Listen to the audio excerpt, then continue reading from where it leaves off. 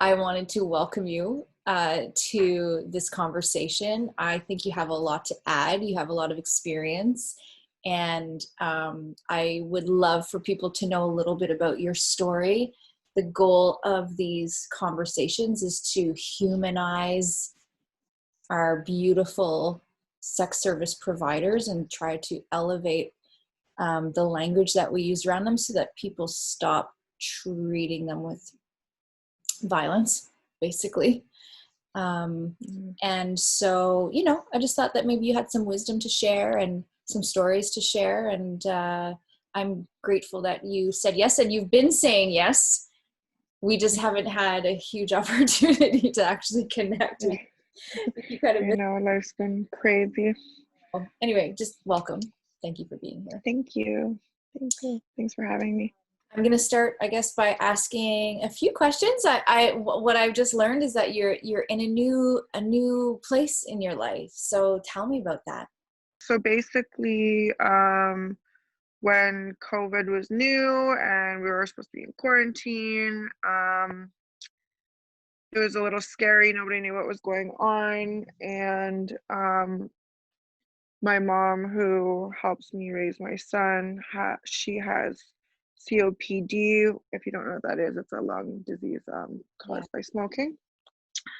And COVID's supposed to be a respiratory thing. So she was like, you can't work. You can't go do any calls, basically. And so I was staying home, and then I started relying on the CERB money. But it gave me like this opportunity to kind of take a break, and I just was really focusing on myself. Like, I was working out outside and painting and trying to learn a ukulele, reading and meditating more. And I just realized that I didn't want to work anymore. So yeah, for those like few months, I didn't work. I started actually doing video chats, video calls, just so I could still make some money before like the CERB came in. So I was doing like live video calls with clients, but even then, eventually, I just didn't want to do it anymore. I had no like motivation to make money that way. Yeah, it definitely has its limits. And Yeah. I know that when we'd spoken last time, there was that was part of the conversation too, like you were coming to the end of this part of this phase of your life. And I Yeah. it's a valuable conversation to be having publicly so that people understand that, people change professions all the time. And Yeah. shame, it doesn't mean anything in terms of I don't know, the quality of work that you're doing. Yeah. Do you mind talking about what it used to be like, or how is that okay? Yeah. Yeah. Okay. Like kind of how it started, or Sure. Yeah. Let's hear about your origin story, as I like to call it. How okay. to be. It's kind of fucked up. Well, I was the first time I ever like dipped into sex work. I think I was like 17 or 18. Do you have to be 18 to well, it's not technically legal, but I don't know if you've ever worked in a massage parlor, but I think you have to be 18 or 19. And I had a fake ID, and my son was just probably not even a year old yet. Mhm. But I was like so broke, and my baby daddy was not helping me at all. And I had a girlfriend who was really close to me, who was working at this massage parlor. So I thought maybe I would go with her one day and check it out. And I think I worked there for like maybe not even a week. I was too young, I couldn't handle it. It really bothered me and kind of scarred me. But yeah, and then I left, and I went to like started serving and working in restaurants for like a few years, pubs and bars and stuff too. And then I think I was about 23 when I started working in a massage parlor again. Um, and I worked in the massage parlor for probably like a year and a half, almost 2 years before I decided to start going independent Mm-hmm. because I just felt like I was doing way too much for way too less. And it was always on and off in the massage parlor because I would get fired or it was not busy enough, so I'd go to a different one.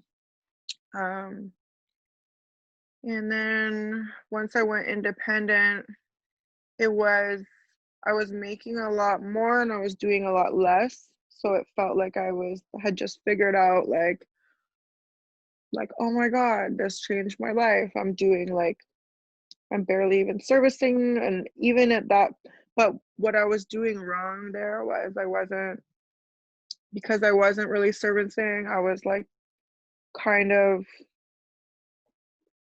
ripping people off and not doing things the right way, Mm-hmm. and started having kind of like this entitled attitude because I had felt like I had done so much already that I don't have to do this anymore for these people. And I had like a really negative outlook on it, and then it became really dangerous. It was always dangerous, but it became even more dangerous because now I'm having to look over my back. I'm running out of places, and I just, yeah, it escalated quickly. Danger. And I put myself in, sorry. Oh, I'm just going to say the danger. What I'm hearing from you is the danger came from mismanaging or like under appreciating that what the service meant, like what the exchange really is. Is that, Yeah, yeah. that's exactly what I mean. Yeah, because people are going to get pissed off when they're not getting what they're supposedly paying for.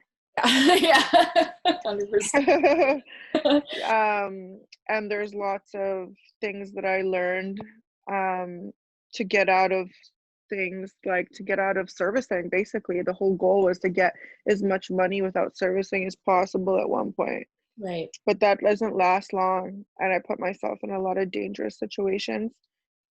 Do you know anything about these lists of like where clients rate sex workers? I've never had any contact with them, but I've heard about these like review pages.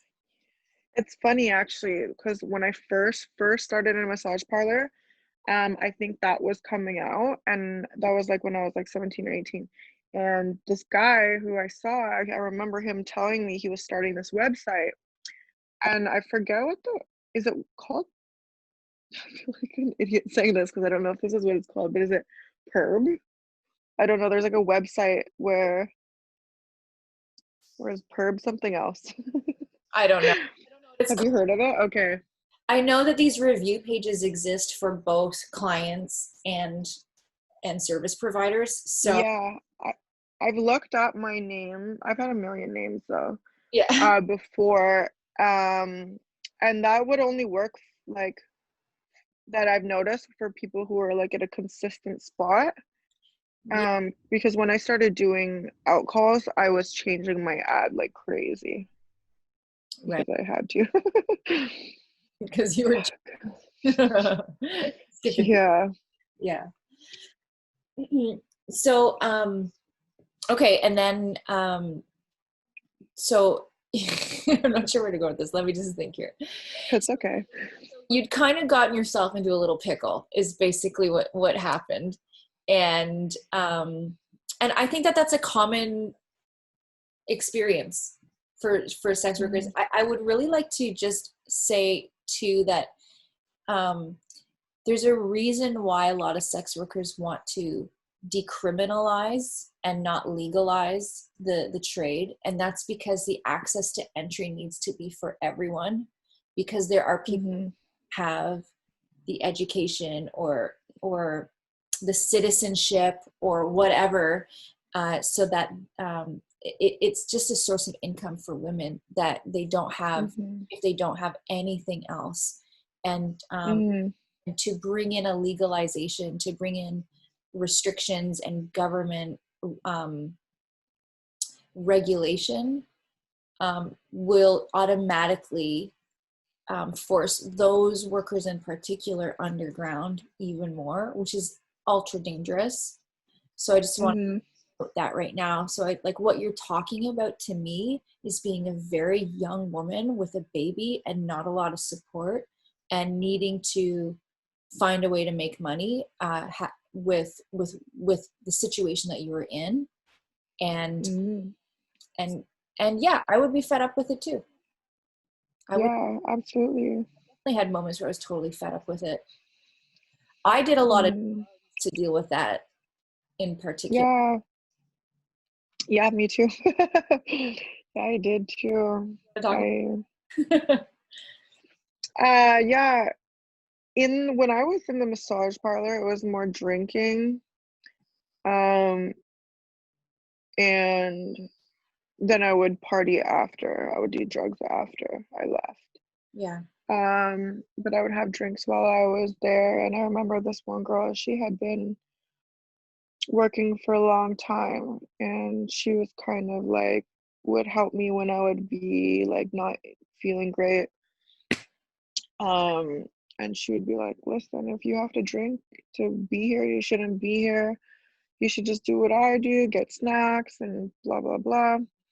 So then we would hang out and watch movies while we were waiting for customers and stuff, and that kind of helped. But when on out calls, like the majority of my clients were doing drugs, and so because the goal at that time was to not service and make as much money, drugs were very helpful in the way where I can get them super high.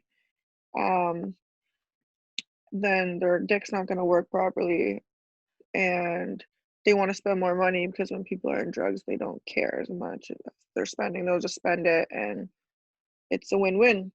Mm-hmm. But it wasn't because then in turn, I'm an addict. And so I'm doing drugs with them, which is not safe either because there was a point where I had a rule where I would only do my own drugs, Yeah. but that wasn't even I didn't even stick to my own rule. Doing other people's drugs too. Yeah, and in the area Yeah. that you're from, especially recently, that's a really scary thing. Super dangerous and Yeah. not smart Yeah. move to be doing. Yeah. And I just remember thinking, sorry, I'm putting my phone down for a sec. Um, the how sad would it be if I OD'd in a call? And like Sorry, say that that. would be the way. How fucked up would it be if I OD'd in a call? And I had to tell myself, like, if you keep doing what you're doing, that's how it's gonna happen. Yeah. So what It's really did you have any safety safeguards in place? Like were there ever did you ever know that I you had drivers. okay. Yeah. Yeah, I used to work with a girlfriend, so it was just us two for a long time. Um, but after a falling out, um, I had drivers, and that's when it got even more, even though it felt more safe, it was actually more dangerous because I felt like I was doing riskier things, and I felt like I had this bodyguard with me, so I could fuck around even more, or like Mm, do do you know what I mean? I could do even less, or nothing at all, really. yeah. Um, and like it's just not a good way to you don't keep customers that way. Now you're looking over your shoulder. You don't know who you're taking from. There's a lot of people um that are not that aren't square too. Yeah. So people who are affiliated, and then seeing the connections later on and other calls, you're like, fuck, I really hope this person doesn't remember me. Um, Oh, yeah. yeah, Okay. yeah, it's and because you get comfortable. I thought I was on top of my shit. I would change my ads and I had numbers saved. But it doesn't matter because people change their number all the time and you just never really know. And the city is pretty small. It's a small city. I would think that the the arena, like the group of people, the type of interactions that you're having are pretty consistent. Like that world gets pretty small Mm-hmm. pretty fast, like just It being does, yeah. strong in, like being in any industry, it shrinks pretty quickly. And yeah, and we create our own reputations, that's for sure. Yeah. So Um, yeah, go ahead. no, that I'm here to listen. Okay. Um, so yeah, I had some drivers, and there was times where there's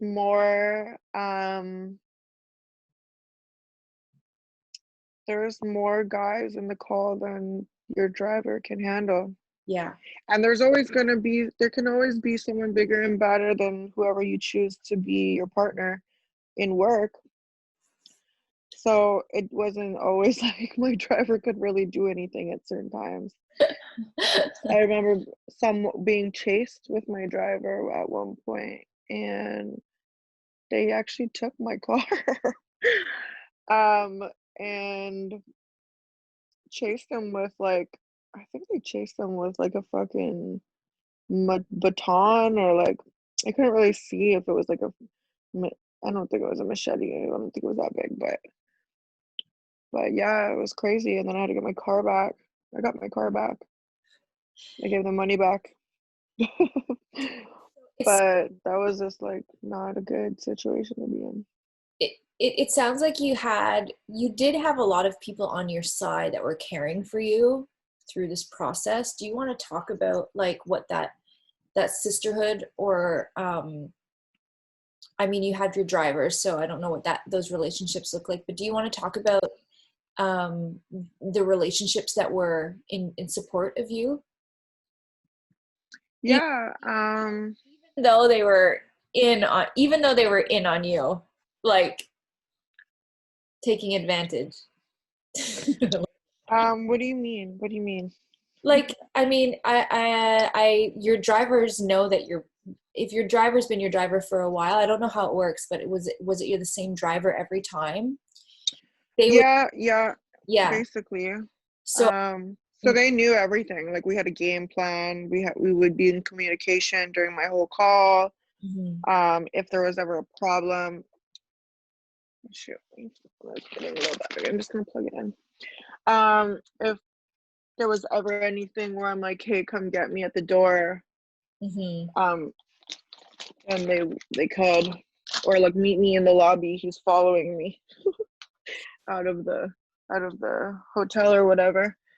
And Um, did yeah, did they know that you would sometimes take advantage of your clients, or were they like yeah, they knew. they So were when I hired them, they knew that they were not just a driver, so I would pay them actually really well. okay? Yeah, Yeah, they knew that if they need to come get me, they have to come get me. And like if it came down to it, they're gonna have to like basically fight if they had to, or like break a door down or something. yeah. So So they were prepared to do that. this is a conversation I haven't had yet. I haven't had this conversation about drivers, and what that relationship looks like. So I would love to hear more about that from your perspective and your experience. Is there any? Um, well, it definitely made it more fun than being alone. Mhm. And the majority, I've only had like really three solid different drivers, and the two of them um always had drugs on them. So that made my my work easier. Yeah. And yeah, it made it easier for me. But it also in turn, like, because if I was doing more drugs, like I'm not on my game either, and I'm not making proper like decisions. You don't think straight when you're using. Mm-hmm. And I really was like pretty good about not using unless I was on a call. It's really not a good habit to get into. Um, sorry. I've had that habit. Yeah, yeah. Yeah. Using in between calls.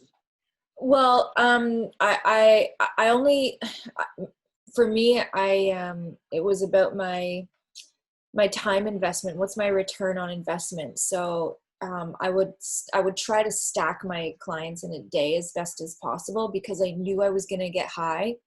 And so be like, well, if I'm going to get high, I'm just going to get high for the whole day and the whole night, and just like let that Right. out and just like schedule people in. Right. And Makes sense. like mad if they wanted to reschedule because then I'd be like, fuck, now I'm high for no reason. Have to get high this day. And High for no reason. Oh yeah. Yeah, and then I would just like organize my closets or whatever, like try to, Yeah. Cleaning is the best. yeah, yeah, because my choice of drug for that would be cocaine, and that's for me really because Mine too. yeah, and Mine too. because it acts as like a shortcut to just being in that persona and my body being engaged and all that stuff. And yeah, I definitely use at times I would use it as a shortcut, and then eventually I became quite dependent, or like the association with work was with drugs too, which is why I moved away from doing it. But yeah, so, but I don't think that's, I'm saying that because I think people need to hear that truth. Yeah. It's a lot to ask sometimes to be body, like, through so much. And I found that like if I was to use too much, I couldn't even work anymore because it makes me very non-sexual, first of all. And I get weird. Like I get really weird and like paranoid because I don't tend to do a little bit if I'm using. Yeah. I don't know when to stop. So can you talk about being a mom and yeah, being a sex worker? Because you're the first mom that I've interviewed, so I would really love to hear about your relationship. I had a friend, because I've been doing porn lately, like explicit. okay, cool. And Wow, cool. That's amazing. I've thought about it before. yeah, and Is it fun? It's been a lot of fun. I'm at a place in my life where Yay. I'm doing it with a partner that I love, or at least I'm being Yeah, a partner. that's ideal. That's ideal. That's awesome. Yeah, it's ideal. I wish I was 25, my body, but whatever. But Your body is so beautiful. well, thank you, dear. Yeah. But in any case, I have had at least one friend say, like, you need to stop doing that if you're going to have kids, because I'm starting to think about starting a family maybe one of these days. And Right. it was really, I was kind of insulted a little bit by when she said that. Yeah. To what she's saying, but I also feel like in terms of teaching my kids about consent and their bodies and the right things to do, I think that I'm actually in a very good place to. Yeah. So Yeah, that's funny that you say that because I thought the same thing when I was thinking about porn before with someone that I knew as well, that I was comfortable with, who we weren't in a solid relationship, like monogamous, but I know he cared for me and I cared for him as well. And I just thought the same thing as you. Like, I know the way I teach my son, my son's not gonna have he has respect for me. And yeah. So what can I ask what that looks like to be a mom and be going through this? Or like what are the things um that are challenging inside of you? What are the things that are really strong inside of you? Like what is this experience like? Because I mean Well, you were a mom first. yeah, I was.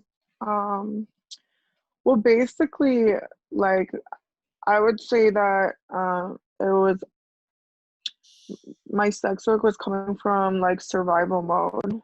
Mm. Oops, I'm sorry. I accidentally clicked on someone's message. Survival mode. So just knowing that I'm the one that has to provide for my son and I, is like the biggest motivator. Yeah. Just I had been poor like growing up as a kid and broke as like my early 20s before I started working and not being able to afford certain things that I wanted to afford and being able to take my son traveling and stuff like that wasn't like always an option. So those are like my motivators. And it worked out schedule wise because he would be sleeping when I was working most of the time, except for when I was in working in parlors. It was more of a evening job, Mhm. but it was just the same as when I was serving in the bar. It was the same hours. So if not, I got off earlier. So um, I was always able to be able to take him to school and pick him up and see him for like a couple hours before I would have to go to work or like be there the whole evening before he go be able to put him to sleep too and then go. Mhm.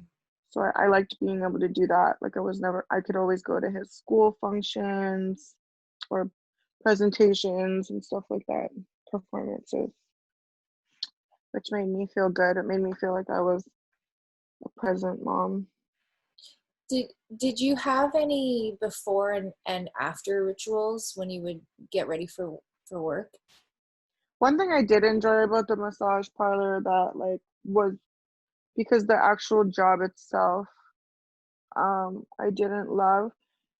Um, but like being there and getting ready and like putting on outfits and talking shit with the girls, that kind of was fun.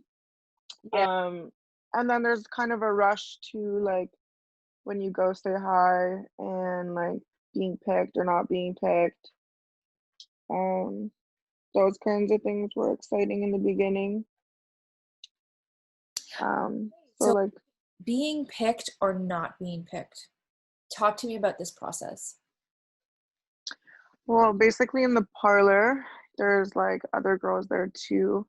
And so when a client comes in, they go into the room, unless they've already decided from the website or previous experience who they want. We individually will go into the room and say hello and introduce ourselves. And then it's kind of like a one by one lineup thing.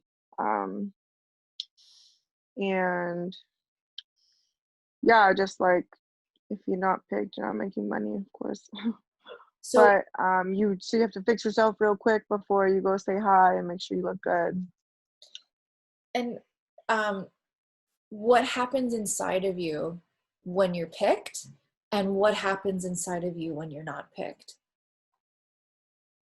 Well, being picked obviously feels good because you feel like out of all the group, you're the one who got picked. Mhm. Um, but then there's times where you are not consistently picked, and you can never know. It's what the client's taste is, how you how you're feeling that day. Even if you like, I would change my outfit like 1,000 times in a day if I felt like I wasn't being picked enough. Like, oh, this obviously doesn't look good.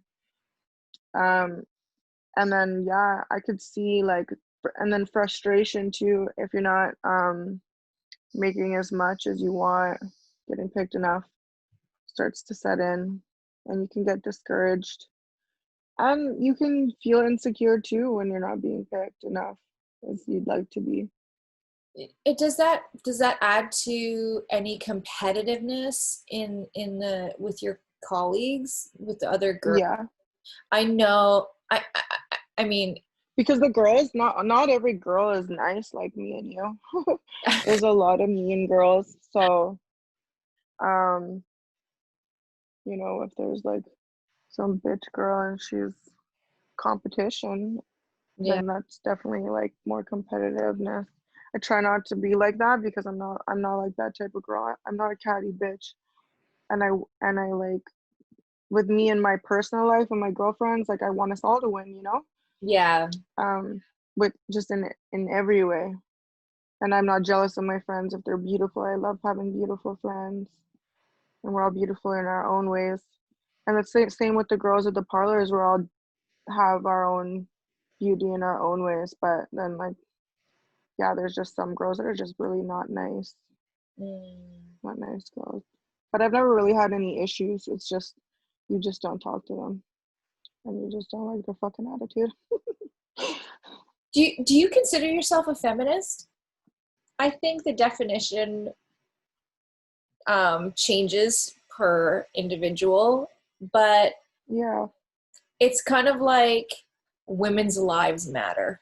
It's kind of like that. Mm, If I'm gonna like crunch it down, mm, it's like it's the movement that tries to empower and equalize women's place in the world.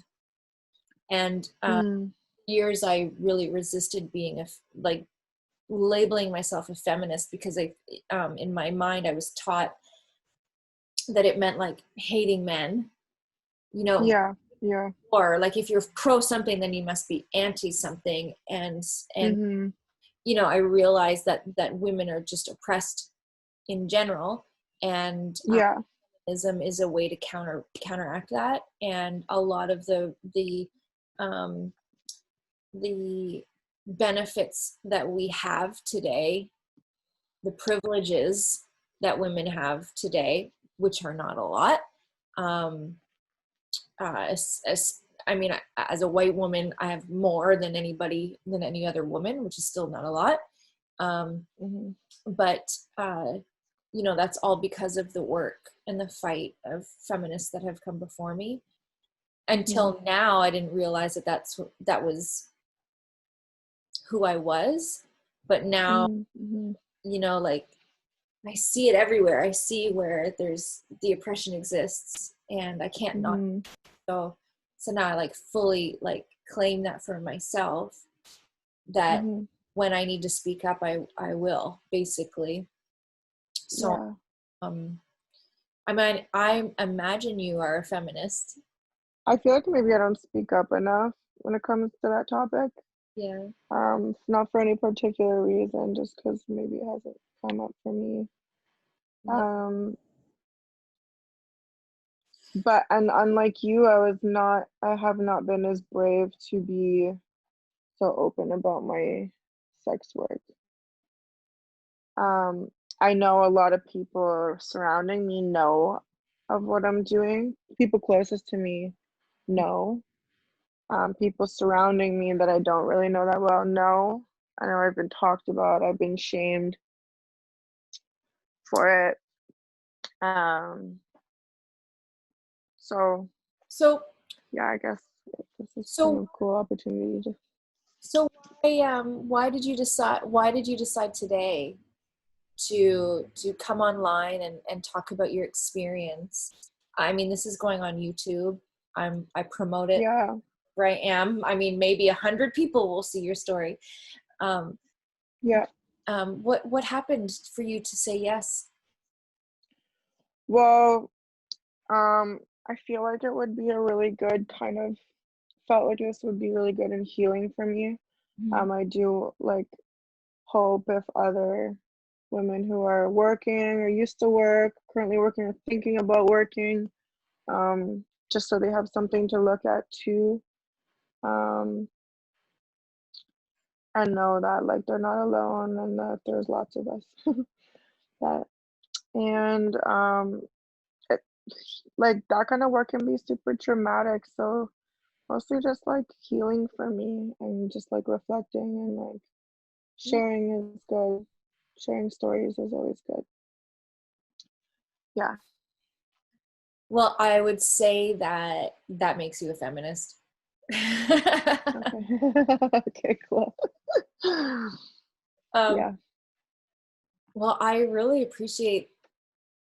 especially appreciate that you're coming here and sharing your story, because yours is probably more common than what people want to be hearing, or Mhm. are expecting to hear, and to prove some sort of point socially.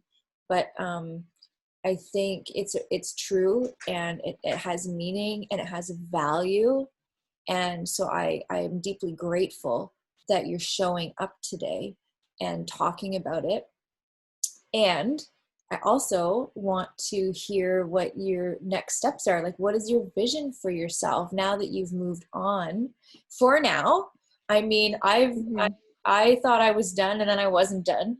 You know, in Mhm. Mhm. That happens. Yeah, like I moved from being in person to online, and that's a whole other world for me. Yeah, totally. I So feel like in any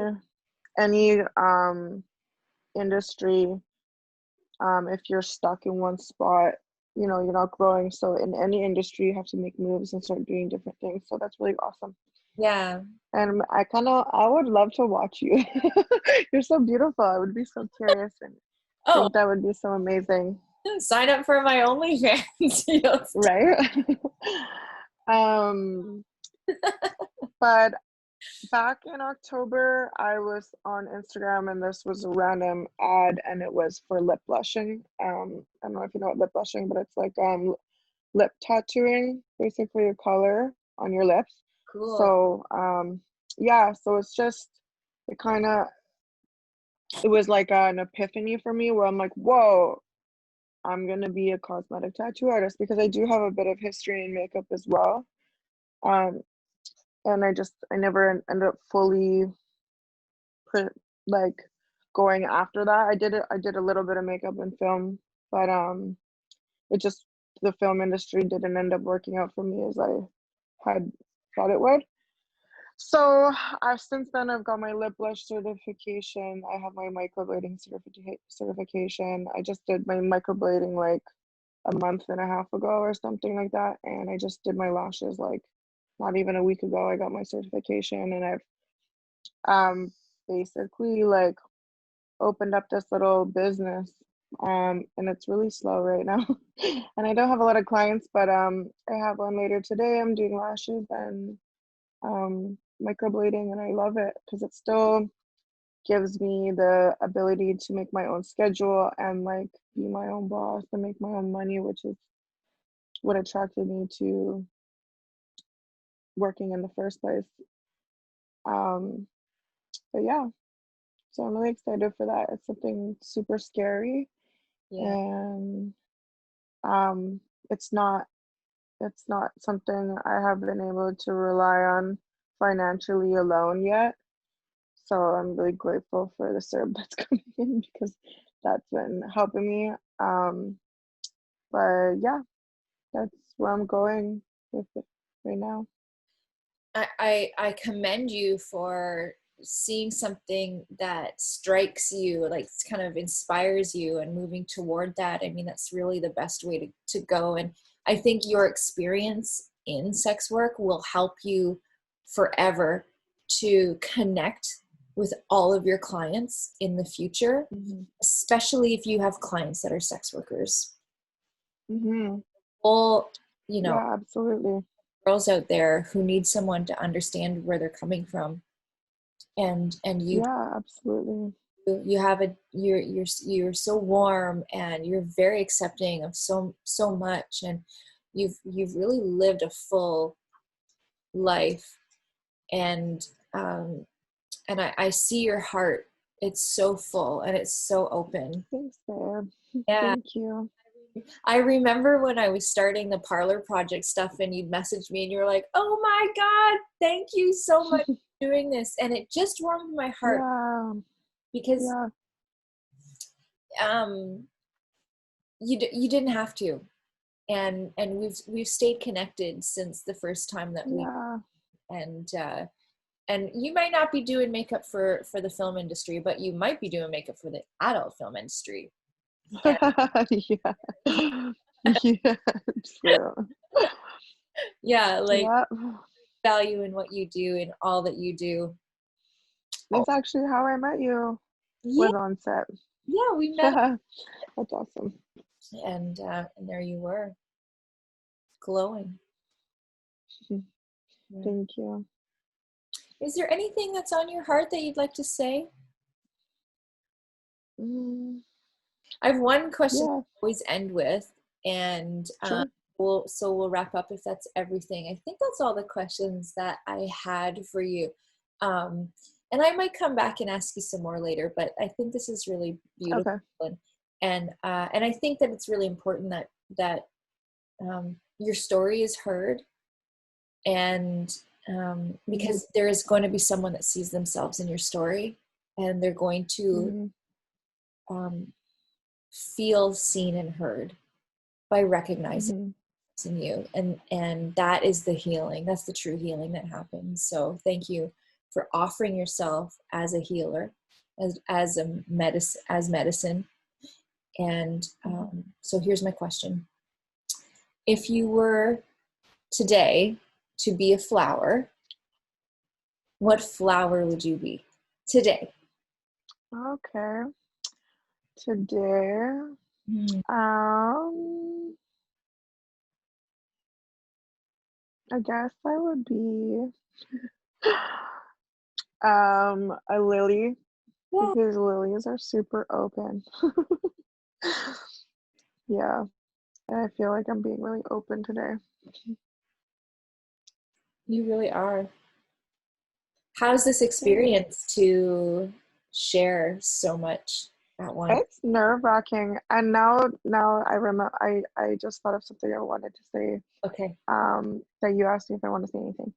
That yeah, because this is so nerve-wracking and terrifying to like share your story and stuff, because I have been like really hurt in the past by people that um that were close to me, that were judgmental about what I was doing, and been talked about and stuff. So I wanted to let you know that like I just think it's really cool that you're giving people an opportunity to be as brave as you have been. And I think that it's like really something that we need to be more like accepting of, like you've been saying, um, and like normalizing. And even still to this day, I've been having some things like backlash from my working, like being talked about, and it's really hurtful because nobody knows what you've been through or what you're going through. They just, yeah, it's really hurtful, and it's something that you already have to deal, like it's already so traumatic on its own without the noise. So yeah, to like just speak your truth is like super nerve-wracking, but it's really exciting and I feel good about it. I'm glad Yeah. you feel good about it. For me, my experience of coming out, I wish I'd done it sooner, because Yeah, now no one can hurt me. exactly. Fuck what anybody thinks or says, because they're not able to Hmm. hold my truth against me. Hmm. What happens Yeah. when people are spewing judgment is that's their truth, Hmm. and it has nothing to do with Yeah. and I have no fear of being caught or outed or whatever, because I'm Yeah. in control of how that happened, of what it looked like, Hmm. and it's not anything to be ashamed of. At No, no, it's not. To take the silence and No. away from it is what really helped me come into myself, and that's my one regret, is that I didn't come out sooner so that I could live Yeah. sooner. And I know Hmm.